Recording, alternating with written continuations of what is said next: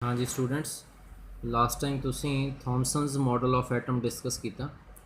Thompson ने जो atomic model बनाया तो उन्हें ये चीज़ दसी सी कि एटम दे विच जो पॉजिटिव चार्ज है वो सारे पासे यूनीफॉर्मली जो है वो डिस्ट्रीब्यूट होया हुंदा ते नैगेटिवली चार्ज इलैक्ट्रॉन्स जिहड़े ने वो किते किते उहदे विच प्रेजेंट हुंदे आ। ਜਦੋਂ ਇਹ ਐਟੋਮਿਕ ਮਾਡਲ ਦਿੱਤਾ ਥॉमसन ਨੇ ਤਾਂ ਬਾਅਦ ਦੇ ਵਿੱਚ ਇੱਕ ਸਾਇੰਟਿਸਟ ਆਇਆ ਫਿਰ ਰਦਰਫੋਰਡ। ਉਹਨੇ ਕਿਹਾ ਕਿ ਚਲੋ ਜੋ ਥॉमसन ਨੇ ਐਟੋਮਿਕ ਮਾਡਲ ਬਣਾਇਆ ਹੈ ਇੱਕ ਵਾਰ ਉਹਨੂੰ ਚੈੱਕ ਤਾਂ ਕੀਤਾ ਜਾਵੇ ਕਿ ਕਿਆ ਐਕਚੁਅਲ ਦੇ ਵਿੱਚ ਜੋ ਐਟਮ ਹੈ ਉਹਦੇ ਵਿੱਚ ਇਸੇ ਤਰ੍ਹਾਂ ਹੁੰਦਾ ਕਿ ਪੋਜ਼ਿਟਿਵ ਚਾਰਜ ਸਾਰੇ ਪਾਸੇ ਫੈਲਿਆ ਹੁੰਦਾ ਤੇ ਨੈਗੇਟਿਵ ਚਾਰਜ ਕਿਤੇ ਕਿਤੇ ਪ੍ਰੈਜ਼ੈਂਟ ਹੁੰਦਾ। ਇਹ ਚੀਜ਼ ਚੈੱਕ ਕਰਨ ਦੇ ਲਈ ਫਿਰ ਰਦਰਫੋਰਡ ਨੇ ਇੱਕ ਐਕਸਪੈਰੀਮੈਂਟ ਕੀਤਾ ਸੀ। ਇਸ ਐਕਸਪੈਰੀਮੈਂਟ ਦਾ ਨਾਮ ਹੈ Rutherford's alpha scattering experiment. Alpha scattering alpha particles ਲਏ ਉਹਨੇ ਇੱਕ ਕੋਈ ਵੀ ਰੇਡੀਓ ਐਕਟਿਵ ਸਬਸਟੈਂਸ ਜੇਕਰ ਲਈ ਜਾਵੇ, ਜਿਵੇਂ ਪਹਿਲੀ ਤੁਸੀਂ ਵੀਡੀਓ 'ਚ ਡਿਸਕਸ ਕੀਤਾ ਕਿ ਰੇਡੀਓ ਐਕਟੀਵਿਟੀ ਕੀ ਹੁੰਦੀ ਹੈ, ਰੇਡੀਓ ਐਕਟਿਵ ਸਬਸਟੈਂਸਸ ਕੀ ਹੁੰਦੀਆਂ ਜਿਹੜੀਆਂ ਆਪਣੇ ਆਪ ਰੇਡੀਏਸ਼ਨਸ ਛੱਡਦੀਆਂ ਨੇ, ਉਹਨਾਂ ਨੂੰ ਰੇਡੀਓ ਐਕਟਿਵ ਸਬਸਟੈਂਸਸ ਕਹਿੰਦੇ ਆ। ਸੋ ਇਹੋ ਜਿਹਾ ਕੋਈ ਰੇਡੀਓ ਐਕਟਿਵ ਸਬਸਟੈਂਸ ਜੋ ਹੈ ਉਹ ਲਈ, ਕਿਉਂਕਿ radioactive substances alpha particles ਛੱਡਦੀਆਂ ਨੇ। ਅਲਫਾ ਪਾਰਟੀਕਲਸ ਜਿਹੜੇ ਨੇ ਉਹਨਾਂ ਦੇ ਉੱਤੇ ਪੋਜ਼ਿਟਿਵ ਚਾਰਜ ਹੁੰਦਾ। ਸੋ ਕੋਈ ਵੀ ਰੇਡੀਓ ਐਕਟਿਵ ਸਬਸਟੈਂਸ ਹੈ ਉਹਦੇ ਵਿੱਚੋਂ ਜਿਹੜੀਆਂ ਰੇਡੀਏਸ਼ਨਸ ਨਿਕਲਦੀਆਂ ਨੇ ਉਹਦੇ ਵਿੱਚੋਂ ਪੋਜ਼ਿਟਿਵਲੀ ਚਾਰਜ ਪਾਰਟੀਕਲਸ ਬਾਹਰ ਨਿਕਲਦੇ ਆ। ਸੋ ਉਹਨਾਂ ਪੋਜ਼ਿਟਿਵਲੀ ਚਾਰਜ ਪਾਰਟੀਕਲਸ ਨੂੰ ਅਲਫਾ ਪਾਰਟੀਕਲਸ ਦਾ ਨਾਮ ਦਿੰਦੇ ਆ ਤੇ ਉਹਨਾਂ ਦੀ ਹੈਲਪ ਦੇ ਨਾਲ ਰਦਰਫੋਰਡ ਨੇ ਫਿਰ ਥॉमसन ਦੇ ਐਟੋਮਿਕ ਮਾਡਲ ਨੂੰ ਚੈੱਕ ਕਰਨ ਦੀ ਕੋਸ਼ਿਸ਼ ਕੀਤੀ ਸੀ। ਉਹਨੇ ਕੀ ਕੀਤਾ ਕਿ ਇੱਕ ਗੋਲਡ ਫੋਇਲ ਲੈ ਲਈ, ਸੋਨੇ ਦੀ ਪੱਤੀ। ਆਹ ਡਾਇਗਰਾਮ ਬਣਾਈ ਹੋਈ ਹੈ, ਪਹਿਲਾਂ ਇਹਦੇ ਬਾਰੇ ਵੀ ਤੁਹਾਨੂੰ ਸਮਝਾ ਦਈਏ ਕਿ ਆਹ ਇੱਕ ਗੋਲਡ ਫੋਇਲ ਲੈ ਲਈ ਉਹਨੇ ਤੇ ਇੱਥੇ ਇੱਕ ਲੈਡ ਦਾ ਬਣਿਆ ਹੋਇਆ ਬਲੌਕ ਲੈ ਲਿਆ। ਲੈਡ ਆ PB ਸਿੰਬਲ ਹੁੰਦਾ ਇਹਦਾ ਲੈਡ ਦਾ, PB ਪੀਰੀਓਡਿਕ ਟੇਬਲ 'ਚ ਦੇਖ ਸਕਦੇ ਹੋ ਤੁਸੀਂ। ਬਲੌਕ BLOCK ਇੱਕ ਪਾਸੇ ਓਪਨ ਸੀ ਤੇ ਇਹਦੇ ਵਿੱਚ ਆ ਰੇਡੀਅਮ ਰੱਖ ਲਿਆ। ਰੇਡੀਅਮ ਇੱਕ ਰੇਡੀਓ ਐਕਟਿਵ ਤੱਤ ਹੁੰਦਾ ਤੇ ਇਹਦੇ ਵਿੱਚੋਂ ਆਪਣੇ ਆਪ ਰੇਡੀਏਸ਼ਨਸ ਬਾਹਰ ਨਿਕਲਦੀਆਂ। ਲੈਡ ਦੇ ਬਲੌਕ 'ਚ ਇਹਨੂੰ ਇਸ ਕਰਕੇ ਪਾਇਆ ਕਿਉਂਕਿ ਲੈਡ ਦੇ ਵਿੱਚੋਂ ਰੇਡੀਏਸ਼ਨਸ ਜਿਹੜੀਆਂ ਨੇ ਰੇਡੀਅਮ ਦੀਆਂ ਉਹ ਬਾਹਰ ਨਹੀਂ ਜਾ ਸਕਦੀਆਂ। ਇਹਦਾ ਮਤਲਬ ਇੱਧਰੋਂ ਰੇਡੀਏਸ਼ਨਸ ਕਿਸੇ ਪਾਸਿਓਂ ਬਾਹਰ ਨਹੀਂ ਜਾ ਰਹੀਆਂ, ਸਿਰਫ ਇੱਕ ਪਾਸੇ ਜਿੱਥੇ ਓਪਨ ਹੈ ਉੱਥੋਂ ਰੇਡੀਏਸ਼ਨਸ ਬਾਹਰ ਜਾ ਰਹੀਆਂ। ਤੇ ਉਹਦੇ ਨਾਲ ਇੱਕ ਲੈਡ ਦੀ ਸਲਿੱਟ ਰੱਖ ਦਿੱਤੀ। ਸਲਿੱਟ ਇੱਕ ਪਲੇਟ ਹੁੰਦੀ ਹੈ ਜਿਹਦੇ ਵਿੱਚ ਇੱਕ ਸੁਰਾਖ ਹੁੰਦਾ ਇੱਕ ਥਾਂ 'ਤੇ ਬਹੁਤ ਬਰੀਕ ਜਿਹਾ ਕਿ ਰੇਡੀਏਸ਼ਨਸ ਬਾਕੀ ਸਾਰੇ ਪਾਸੇ ਆ ਕੇ ਸਟਰਾਈਕ ਕਰ ਰਹੀਆਂ, ਬਟ ਅੱਗੇ ਸਿਰਫ ਇੱਕ ਰੇਡੀਏਸ਼ਨ ਹੈ ਜੋ ਉਹੀ ਇੱਕ ਸਿੰਗਲ ਬੀਮ ਉਹਦਾ ਰੇਡੀਏਸ਼ਨਸ ਦਾ ਉਹ ਪਾਰ ਕਰਕੇ ਜਾਂਦਾ।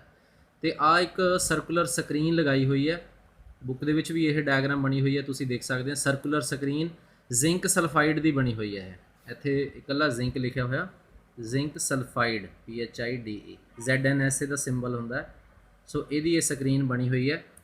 ਸੋ ਇਹ ਕੀ ਹੁੰਦਾ ਕਿ ਰੇਡੀਏਸ਼ਨਸ ਇਹਦੇ ਉੱਤੇ ਆ ਕੇ ਹਿੱਟ ਕਰਦੀਆਂ ਨੇ ਤੇ ਜਦੋਂ ਹਿੱਟ ਕਰਦੀਆਂ ਨੇ ਫਿਰ ਇਹ ਗੋਲਡ ਫੋਇਲ ਇਸ ਕਰਕੇ ਲਈ ਕਿਉਂਕਿ ਗੋਲਡ ਜੋ ਹੈ ਨੋਬਲ ਮੈਟਲ ਹੈ, ਕਿਸੇ ਦੇ ਨਾਲ ਨਾਰਮਲ 'ਚ ਕੋਈ ਰਿਐਕਸ਼ਨ ਨਹੀਂ ਹੁੰਦਾ ਇਹਦਾ, ਇਸ ਕਰਕੇ ਇਹ ਲੈ ਲਈ ਕਿ ਇਹ ਵੀ ਇੱਕ ਐਟਮ ਦਾ ਹੀ ਰੂਪ ਹੈ। ਕੋਈ ਵੀ ਆਪਾਂ ਸਬਸਟੈਂਸ ਵੈਸੇ ਲੈ ਲੈਂਦੇ, ਸਾਰੀਆਂ ਚੀਜ਼ਾਂ ਐਟਮਸ ਤੋਂ ਮਿਲ ਕੇ ਬਣੀਆਂ ਹੋਈਆਂ, ਇਹਦਾ ਮਤਲਬ ਐਟਮਸ ਇਹਦੇ ਵਿੱਚ ਵੀ ਪ੍ਰੈਜ਼ੈਂਟ ਹੈ। ਇਹਦਾ ਮਤਲਬ ਇਹ ਐਟਮ ਹੀ ਇੱਕ ਲਿਆ ਹੋਇਆ। ਸੋ ਉਹਦੇ ਵਿੱਚ ਹੀ ਦੇਖਣਾ ਹੈ ਕਿ ਪੋਜ਼ਿਟਿਵ ਤੇ ਨੈਗੇਟਿਵ ਚਾਰਜ ਕਿੱਥੇ ਕਿੱਥੇ ਪ੍ਰੈਜ਼ੈਂਟ ਹੈ। ਕਿਆ ਥॉमसन ਦੇ ਐਟੋਮਿਕ ਮਾਡਲ ਦੇ ਨਾਲ ਇਹ ਚੀਜ਼ ਜੋ ਹੈ ਇਹ ਮੈਚ ਕਰਦੀ ਹੈ ਜਾਂ ਨਹੀਂ ਕਰਦੀ ਹੈ, ਉਹ ਦੇਖਣ ਦੇ ਲਈ ਹੀ ਫਿਰ ਰਦਰਫੋਰਡ ਨੇ ਇਹ ਅਲਫਾ ਸਕੈਟਰਿੰਗ ਐਕਸਪੈਰੀਮੈਂਟ ਕੀਤਾ। ਸੋ ਚਲੋ ਇਹ ਡਾਇਗਰਾਮ ਤੁਸੀਂ ਡਿਸਕਸ ਕਰ ਲਈ ਤੇ ਡਾਇਗਰਾਮ ਪਹਿਲਾਂ ਇਹਦੇ ਬਾਰੇ ਲਿਖਾਂਗੇ, ਫਿਰ ਜੋ ਇੱਥੋਂ ਆਬਜ਼ਰਵੇਸ਼ਨਸ ਆਉਂਦੀਆਂ ਉਹਨਾਂ 'ਤੇ ਬੇਸਡ ਪਤਾ ਚੱਲਦਾ ਸਾਨੂੰ ਕਿ ਐਟਮ ਕਿਹੋ ਜਿਹਾ ਹੁੰਦਾ। ਸੋ ਇਹ ਇੱਥੇ ਲਿਖਿਆ ਹੋਇਆ Rutherford and his students. Rutherford ਤੇ ਉਹਦੇ ਦੋ ਸਟੂਡੈਂਟ ਹੋਏ, ਇੱਕ ਹੈਂਜ਼ ਗੀਗਰ GEIGER ਇਹ ਨਾਮ ਸੀ ਉਹਦਾ, ਹੈਂਜ਼ ਗੀਗਰ, ਐਂਡ ਅਰਨੈਸਟ ਮੈਸਡਨ ERNEST ਇਹ ਦੋ ਸਟੂਡੈਂਟ ਹੋਏ। ਇਨ 1909 1909 ਦੇ ਵਿੱਚ ਉਹਨਾਂ ਨੇ perform a series of experiments to understand the arrangement of electrons and protons in an atom. ਇੱਥੇ ਐਨ ਕਹਿੰਦੇ 1909 ਦੇ ਵਿੱਚ ਰਦਰਫੋਰਡ ਤੇ ਉਹਦੇ ਦੋ ਸਟੂਡੈਂਟ ਹੋਏ, ਉਹਨਾਂ ਨੇ ਕਾਫੀ ਸਾਰੇ ਐਕਸਪੈਰੀਮੈਂਟ ਜਿਹੜੇ ਪਰਫਾਰਮ ਕੀਤੇ ਤਾਂ ਜੋ ਐਟਮ ਦੇ ਵਿੱਚ ਇਲੈਕਟ੍ਰੋਨ ਤੇ ਪ੍ਰੋਟੋਨ ਦੇ ਅਰੇਂਜਮੈਂਟ ਨੂੰ ਅੰਡਰਸਟੈਂਡ ਕੀਤਾ ਜਾ ਸਕੇ, ਸਮਝਿਆ ਜਾ ਸਕੇ। And that experiment was non as alpha scattering experiment. ਤੇ ਉਸ ਐਕਸਪੈਰੀਮੈਂਟ ਨੂੰ ਨਾਮ ਦਿੱਤਾ ਉਹਨਾਂ ਨੇ alpha scattering experiment the. In this experiment, a piece of radioactive substance that is radium is placed in a lead block. ਦੱਸਿਆ ਤੁਹਾਨੂੰ diagram ਦੇ ਵਿੱਚ। The block is constructed in such a way with the slit that only a single beam of alpha rays could escape. ਕਹਿੰਦੇ ਇਸ block ਦੇ ਨਾਲ ਇੱਕ slit ਇਸ ਤਰ੍ਹਾਂ ਅਰੇਂਜ ਕੀਤੀ ਹੋਈ ਹੈ ਤਾਂ ਜੋ ਅਲਫਾ ਪਾਰਟੀਕਲਸ ਦਾ ਇੱਕ ਸਿੰਗਲ ਬੀਮ ਜੋ ਹੈ ਉਹ ਬਾਹਰ ਜਾ ਸਕੇ। ਜਿਵੇਂ ਤੁਹਾਨੂੰ ਦੱਸਿਆ ਇੱਥੇ क्या स्लिट लगाई हुई है, सिर्फ ये एक सेंटर च सुराख होंगे ਤਾਂ जो सिर्फ एक सिंगल रेडिएशन जी है वो पार जा सके। उस बाद द बीम ऑफ इत्थे ऑफ है the beam of high energy alpha particles was directed at a thin gold foil. फिर जो अल्फा पार्टिकल्स दी जड़ियाँ सिंगल बीम है उन्होंने वो ये उत्ते डायरैक्ट किया गया, मतलब ये वाल छड्या गया। In order to detect the alpha particles after scattering, a movable circular screen coated with इत्थे is है नहीं coated with zinc sulfide, इत्थे सल्फेट लिखा हुआ सल्फाइड है इत्थे coated with zinc sulfide is placed around the gold foil लिखा होया। कहते अल्फा पार्टिकल्स जिहड़े ने उन्होंने डिटेक्ट करने दे लई कि कित्थे गए वो ਸਕੈਟਰਿੰਗ ਤੋਂ ਬਾਅਦ। ਸਕੈਟਰਿੰਗ ਮਤਲਬ ਜਦੋਂ ਅਲਫਾ ਪਾਰਟੀਕਲਸ ਹਿੱਟ ਕੀਤੇ ਗੋਲਡ ਫੋਇਲ ਦੇ ਉੱਤੇ ਤਾਂ ਉਹ ਸਕੈਟਰ ਕਰਦੇ ਆ, ਫੈਲਦੇ ਇੱਧਰ ਉੱਧਰ, ਅਤੇ ਉਹਨਾਂ ਦਾ ਪਤਾ ਕਰਨ ਦੇ ਲਈ ਆਲੇ ਦੁਆਲੇ ਇੱਕ ਸਰਕੂਲਰ ਸਕਰੀਨ ਲਗਾਈ ਹੋਈ ਹੈ ਅਲਫਾ ਪਾਰਟੀਕਲਸ ਦੇ ਆਲੇ ਦੁਆਲੇ, ਜਿਹਨੂੰ ਕਿ ਜ਼ਿੰਕ ਸਲਫਾਈਡ ਦੀ ਕੋਟਿੰਗ ਕੀਤੀ ਹੋਈ ਹੈ, is placed around the gold foil. ਆ ਦੇਖ ਸਕਦੇ ਹੋ ਤੁਸੀਂ ਜਾਂ ਡਾਇਗਰਾਮ ਦੇ ਵਿੱਚ ਆਹ ਜ਼ਿੰਕ ਸਲਫਾਈਡ ਸਕਰੀਨ ਇੱਥੇ ਲਗਾਈ ਹੋਈ ਹੈ ਕਿ ਜਦੋਂ ਅਲਫਾ ਰੇਜ਼ ਇਹਦੇ ਉੱਤੇ ਜਾ ਕੇ ਹਿੱਟ ਕਰਦੀਆਂ फिर आले दुआले नूं रेडिएशनस फैलदियाँ, कित्थे कित्थे गईयां वो जिंक सल्फाइड की स्क्रीन दे नाल पता चलदा सानूं कि रेडिएशन कित्थे गईयां, कित्थे हिट कीतियां। अगे लिखा होया when alpha particles strike the zinc sulphide screen, इत्थे भी सल्फाइड है PHIDE, when alpha particles strike the zinc sulphide screen then these produces flashes FLA flash, जिवें वो फ्लैश हुंदी है ना कैमरे की, then these produces flashes of light which were detected with the help of movable microscope। तो एक movable microscope भी लगाया होया कि जदों ये रेडिएशनस ये उत्ते जाके हिट करदियां तां चमक प्रोड्यूस होंदी है, वो चमक नूं फिर माइक्रोस्कोप की हैल्प दे नाल देखा जा सकता है। सो इत्थे जदों रेडिएशनस ये उत्ते जाके हिट करदियां तां फिर जो जो ऑब्जरवेशन देखण नूं मिलियां रदरफोर्ड नूं ओह ने इत्थे एक्सप्लेन कीतियां होईयां। From the above experiment the following observations are made। सब तो पहली number 1, most of the alpha particles about 99% passed through the gold foil without any deflection। कहते ਜਦੋਂ अल्फा पार्टिकल्स इत्थे हिट कीते तो लगभग 99% रेडिएशन जिन्नी ये जो रेडिएशन टोटल निकलियां सी ਉਹਦਾ 99% हिस्सा जो है वो सीधा ही लंघ गया सामने। इत्थे रेडिएशन डायग्राम देख सकते हैं, इत्थे तुसीं आ बणियां होईयां इत्थे ਜਾਂ बुक च भी देख सकते हैं, इत्थे लिखिया भी होया 99% रेज कि ये सीधियां लंघ गईयां। हुण अल्फा पार्टिकल्स के उत्ते पॉजिटिव चार्ज सी, मैं पहला भी तुहानूं दस्सिया कि जिहड़े सेम चार्ज ने वो एक दूजे नूं रिपैल करते हैं तो अपोजिट चार्ज एक दूजे नूं अट्रैक्ट करते हैं। सो सीधियां लंघ गईयां 99% रेज, इसदा मतलब ना तो उन्होंने किते पॉजिटिव चार्ज मिले एटम च ते ना ही किते नैगेटिव चार्ज मिलिया 99% रेज नूं। इसदा मतलब बहुत सारी स्पेस जो है एटम दे विच ओह खाली है। ਇਹਦਾ मतलब जो थॉमसन ने एटॉमिक मॉडल दिता वो सही नहीं है। वो इत्थे ये रदरफोर्ड ने थॉमसन ने जो एटॉमिक मॉडल दिता वो सही नहीं सी, ये रदरफोर्ड ने पहली ही ऑब्जरवेशन दे विच दस दिता। तो फिर next a small fraction of alpha particles got deflection through small angles. तो जिहड़ियां 1% रेडिएशन सी उहदे विचों कुछ रेडिएशन जिहड़ियां ने आ देख सकते हैं तुसीं एरो बने हुए है बुक दे विच भी डायग्राम है, इधर है या इधर है, तो 1% रेडिएशन दे विचों भी कुछ हिस्सा जिहड़ा है पॉइंट समथिंग वो रेडिएशन आले दुआले नूं डिफ्लैक्शन हो गई। इसदा मतलब किते ना किते जाके उन्होंने कोई पॉजिटिव या नैगेटिव चार्ज मिलिया जिहदे करके वो उहदे नाल हिट कीतियां ते साइडां ते चले गईयां।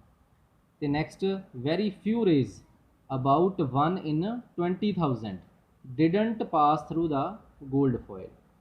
कहंदे लगभग जदों 20,000 रेडिएशनस सीधियां लंघ गईयां तो उहदे विचों सिर्फ एक रेडिएशन इहो जी सी जिहड़ी सीधी पास नहीं कर सकी ते but suffer a large deflection of about 180 degree, but उन्होंने बहुत ज़्यादा डिफ्लैक्शन मिली 180 डिग्री की कि जिस एंगल ते वो गई रेडिएशन उस एंगल ते वो वापस आ गई। देख सकते हैं तुसीं एरो इधर भी पाया होया, मीनस एक रेडिएशन 20,000 दे विचों इहो जी सी जिहड़ी जाके इत्थे हिट कीती, हिट करके वापस उस एंगल ते मुड़े।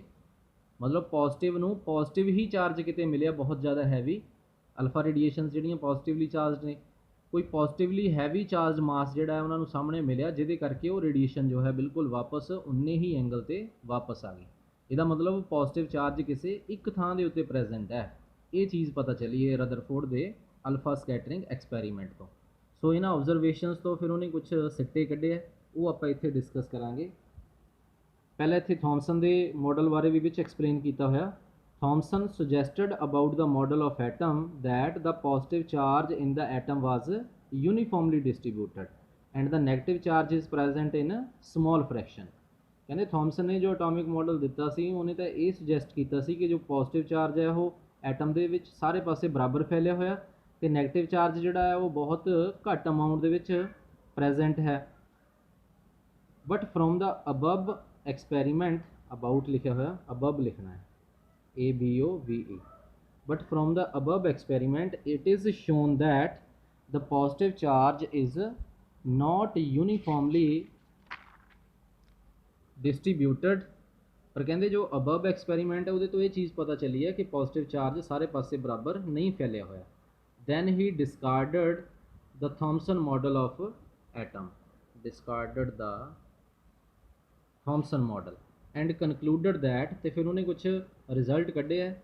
Number 1, since most of the alpha particles passed through the gold foil without any deflection, it means that there must be large empty space within the atom। ਕਿਉਂਕਿ ਕਹਿੰਦੇ ਕਾਫੀ ਸਾਰੇ ਅਲਫਾ ਪਾਰਟੀਕਲਸ ਜਿਹੜੇ ਆ 99% ਜੋ ਹੈ ਉਹ ਬਿਨਾਂ ਕਿਸੇ ਡਿਫਲੈਕਸ਼ਨ ਤੋਂ ਸਿੱਧੇ ਪਾਰ ਕਰਕੇ ਲੰਘ ਗਏ, ਤੇ ਇਹਦਾ ਮਤਲਬ ਐਟਮ ਦੇ ਵਿੱਚ ਬਹੁਤ ਸਾਰੀ ਸਪੇਸ ਜੋ ਹੈ ਉਹ ਖਾਲੀ ਪਈ ਹੈ। Second, alpha particles are positively charged particles and they got deflection if they come across, if they come across heavy charge electrons। ਕਹਿੰਦੇ ਜਿਹੜੇ ਅਲਫਾ ਪਾਰਟੀਕਲਸ ਹੈ ਉਹ ਪੋਜ਼ਿਟਿਵਲੀ ਚਾਰਜਡ ਹੈ ਤੇ ਉਹ ਡਿਫਲੈਕਸ਼ਨ ਤਾਂ ਹੀ ਲੈਣਗੇ ਜਦੋਂ ਉਹ ਨੈਗੇਟਿਵ ਚਾਰਜ ਜਿਹੜਾ ਹੈ, ਕੋਈ ਹੈਵੀ ਚਾਰਜ ਜਿਹੜਾ ਹੈ, ਇਲੈਕਟ੍ਰੋਨਸ ਜਿਹੜੇ ਉਹਨਾਂ ਦੇ ਕੰਟੈਕਟ ਦੇ ਵਿੱਚ ਆਣਗੇ। Since some of the alpha particles are deflected at certain angles, it means that there must be some heavy charge in the atom। ਕਹਿੰਦੇ ਜਦੋਂ ਉਹ ਅਲਫਾ ਪਾਰਟੀਕਲਸ ਕੁਝ ਐਂਗਲਸ ਤੇ ਇੱਧਰ ਉੱਧਰ ਬੈਂਡ ਕੀਤੇ ਆ ਤਾਂ ਇਟ ਮੀਨਸ ਕੁਝ ਉੱਥੇ ਕੋਈ ਚਾਰਜ ਇਹੋ ਜਿਹਾ ਮਿਲਿਆ ਜਿਹਦੇ ਨਾਲ ਉਹਨਾਂ ਨੂੰ ਡਿਫਲੈਕਸ਼ਨ ਮਿਲ ਗਈ ਕਿ ਥੋੜੇ ਬਹੁਤੇ ਐਂਗਲ ਤੇ ਉਹ ਇੱਧਰ ਉੱਧਰ ਡਿਫਲੈਕਟ ਹੋ ਗਏ। Third, the strong deflection of alpha rays about 180 degree from the gold foil explained that there is a direct collision, ਇੱਥੇ collision ਹੈ COLLISION, there is a direct collision between the between the alpha particles and heavy positively charged। ਕਹਿੰਦੇ ਜਿਹੜੀ strong deflection ਹੋਈ ਹੈ alpha particles ਦੀ 180 degree ਤੇ ਤਾਂ it means ਕਿ ਉੱਥੇ ਡਾਇਰੈਕਟ ਕੋਲਿਜ਼ਨ ਹੋਇਆ ਅਲਫਾ ਪਾਰਟੀਕਲਸ ਦਾ ਕਿਸੇ ਹੈਵੀ ਪੋਜ਼ਿਟਿਵਲੀ ਚਾਰਜ ਮਾਸ ਦੇ ਨਾਲ, ਤਾਂ ਹੀ ਉਹ 180 ਡਿਗਰੀ ਤੇ ਰੇਜ਼ ਵਾਪਸ ਆ ਗਈਆਂ। ਸੋ ਇਹ ਤਿੰਨ ਸਿੱਟੇ ਕੱਢੇ ਸੀ ਤੇ ਇਹਨਾਂ ਤੋਂ ਬਾਅਦ ਦੇ ਵਿੱਚ ਫਿਰ ਉਹਨੇ ਕਿਆ ਕਨਕਲੂਜਨ ਦਿੱਤਾ। From this experiment Rutherford concluded that the positively heavy mass which occupies only a small volume in an atom is called nucleus.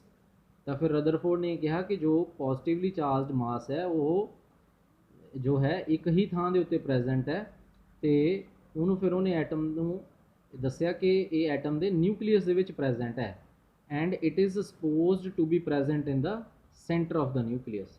ਤੇ ਉਹਨੇ ਇਹ ਵੀ ਦੱਸਿਆ ਫਿਰ ਜੋ ਪੋਜ਼ਿਟਿਵਲੀ ਚਾਰਜ ਮਾਸ ਹੈ ਉਹ ਨਿਊਕਲੀਅਸ ਦੇ ਸੈਂਟਰ ਦੇ ਵਿੱਚ ਪ੍ਰੈਜ਼ੈਂਟ ਹੁੰਦਾ ਹੈ। ਸੋ ਇੱਥੋਂ ਉਹਨੇ ਨਵਾਂ ਜੋ ਫਿਨੋਮੇਨਾ ਦਿੱਤਾ ਸੀ ਸਾਨੂੰ ਨਿਊਕਲੀਅਸ ਦਾ, ਨਿਊਕਲੀਅਸ ਕਿਸੇ ਵੀ ਸਬਸਟੈਂਸ ਦੇ ਸੈਂਟਰ ਨੂੰ ਕਹਿੰਦੇ ਆ, ਤਾਂ ਉਹਨੇ ਦੱਸਿਆ ਕਿ ਜੋ ਪੋਜ਼ਿਟਿਵਲੀ ਚਾਰਜ ਮਾਸ ਹੁੰਦਾ ਹੈ ਉਹ ਐਟਮ ਦੇ ਸੈਂਟਰ ਦੇ ਵਿੱਚ ਪ੍ਰੈਜ਼ੈਂਟ ਹੁੰਦਾ ਹੈ। ਸੋ ਇਹ ਸੀ ਰਦਰਫੋਰਡ ਦਾ ਅਲਫਾ ਸਕੈਟਰਿੰਗ ਐਕਸਪੈਰੀਮੈਂਟ। ਇਸੇ ਐਕਸਪੈਰੀਮੈਂਟ ਤੇ ਬੇਸਡ ਫਿਰ ਉਹਨੇ ਆਪਣਾ ਇੱਕ ਮਾਡਲ ਦਿੱਤਾ ਸੀ ਜਿਹਦਾ ਨਾਮ ਹੈ Rutherford's nuclear model of atom. But ਅੱਜ ਦੇ ਲਈ ਤੁਹਾਡਾ ਇੰਨਾ ਹੀ ਟੌਪਿਕ ਸਹੀ, ਤੇ ਨੈਕਸਟ ਟੌਪਿਕ ਜੋ ਹੈ ਤੁਹਾਡਾ ਉਹ ਨੈਕਸਟ ਵੀਡੀਓ ਦੇ ਵਿੱਚ ਆਪਾਂ ਡਿਸਕਸ ਕਰਾਂਗੇ। Thank you.